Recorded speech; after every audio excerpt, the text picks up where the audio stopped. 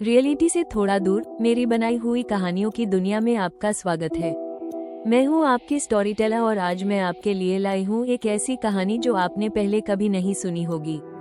Welcome to Dalulu Shri official.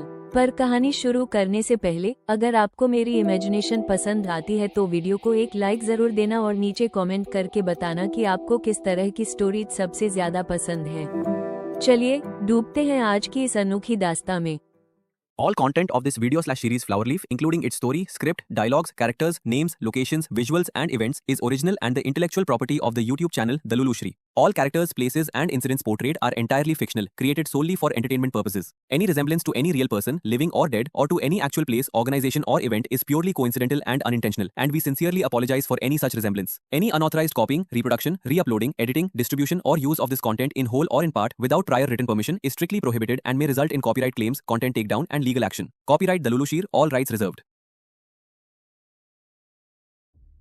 Flower leaf episode 1 भाग 3 बाजार की आंखें और टूरिस्ट का नाटक। अभी तक हमने देखा कि कैसे रेन ने अपने अतीत में शिनाजी को देखा, वही चेहरा जो बरसों पुरानी यादों में कहीं डूबा हुआ था।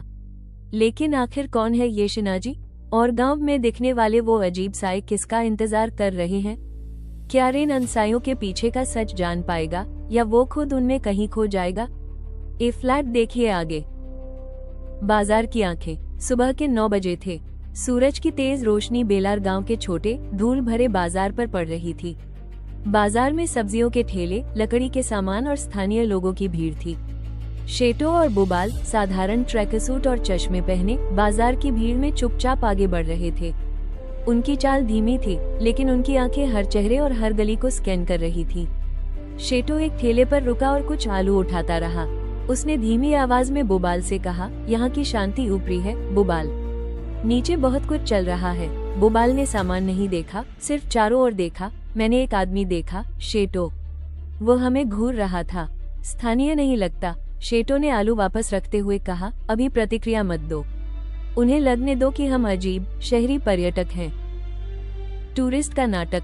वहाँ से कुछ ही दूर बुकी और आनव एक किराने की दुकान पर थे। बुकी दुकानदार से बहुत ज्यादा बात कर रहा था, जबकि आनव शांत था। बुकी ने दुकानदार से जानबूझकर जोर से कहा, वाह अंकल, ये मसाला तो बहुत तेज होगा। हम टूरिस्ट है ना, हमें हल्के स्वाद की आदत है।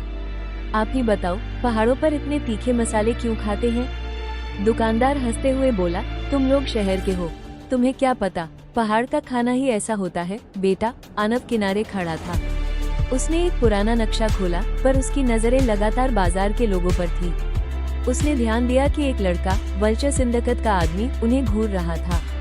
आनव ने बुकी से बहुत धीमे, जैसे खुद से बात कर रहा हो, कहा, वहाँ दाईं ओर लाल शर्ट, वो हमें ट्रैक कर रहा है। बुकी ने अपनी आवाज को उसी पल और तेज करते हुए कहा, हाँ हाँ मैप देखो आनव, हमें इस बाजार से कुछ और ट्रैकिंग गियर खरीदना है, वरना रात को जंगल में खो जाएंगे।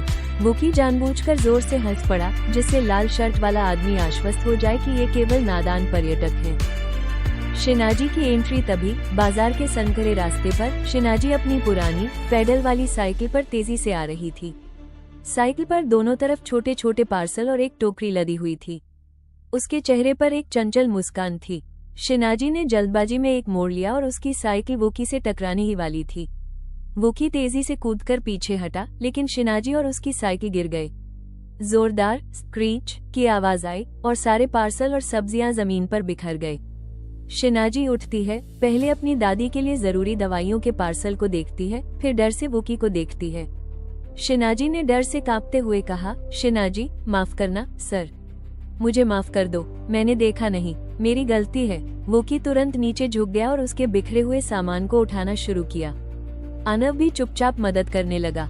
वोकी ने सहज दोस्ताना लहजे में कहा, वोकी अरे कोई बात नहीं, ये तो बस बाजार है, मुझे भी थोड़ा ध्यान देना चाहिए था। देखो तुम्हें चोट तो नहीं लगी बहन? शिनाजी ने उसे ध्यान से देखा। शिनाजी, नहीं मैं ठीक हूँ। आप गांव के नहीं है ना? आप बहुत अच्छे हैं। शिनाजी वोकी को बहुत ध्यान से देखती है। वोकी बहुत सुंदर है और उसके मासूम चेहरे को देखकर शिनाजी को अपने आकर्षण बीमारी का एहसास होता है। शिनाजी का चेहरा अचानक लाल हो जाता है। वह एक पल के लिए लड़खड़ाती है।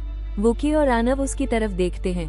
आनव तुरंत उसे पकड़ता है। आनव, अरे तुम ठीक हो? क्या हुआ? शिनाजी ने हकलाते हुए नजरें वोकी पर टिकाए कहा। शिनाजी, नहीं, कुछ नहीं, बस थोड़ा चक्कर आ गया। वो जल्दी से अपना सारा सामान साइकिल पर लादती है।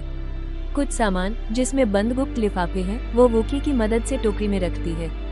शिनाजी उन लिफाफों को सामान्य सामान मानती है। वोकी ने पूछा। वोकी, ध्यान से जाना।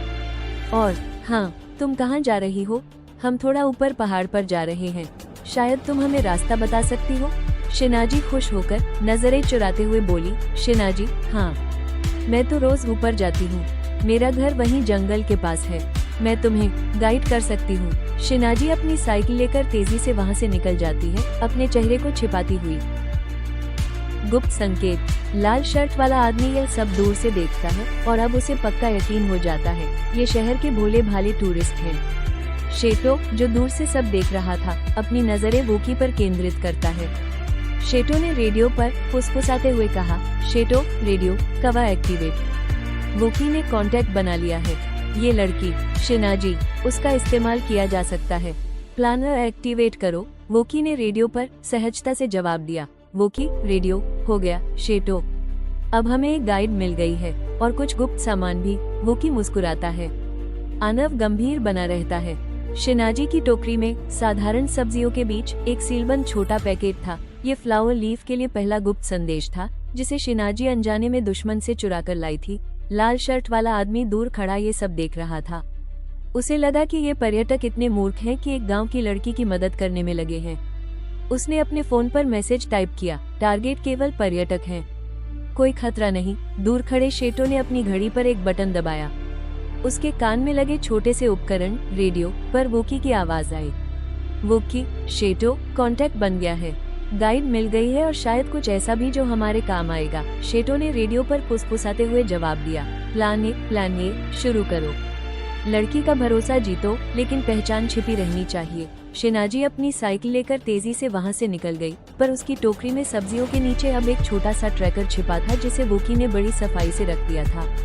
कहानी अब उस मोड़ पर पहुंच गई थी जहां मासूमियत और साजिश के बीच की लकीर धुंधली होने लगी थी। लेकिन कहानी यहाँ खत्म नहीं होती, असली मोड़ तो अब आने वाला है। क्या होगा इस अनोखी दास्तां फ्लावर लीफ एपिसोड 1 भाग 2 का अगला हिस्सा? देखिए अगले भाग में। लेकिन कहानी यहाँ खत्म नहीं होती, असली मोड़ तो अब आने वाला है। क्या होगा इस अनोखी दास्तां का अगला हिस्सा? जानने के लिए डेलुलुशी ऑफिशियल को सब्सक्राइब करके बेल आइकॉन जरूर दबा देना ताकि अगले पार्ट का नोटिफिकेशन आप मिस ना करें। अगर आज का किस्सा दिल को छू गया हो तो शेयर जरूर करना। मिलते हैं बहुत जल्द, तब तक के लिए मेरी दुनिया में खोए रहिए।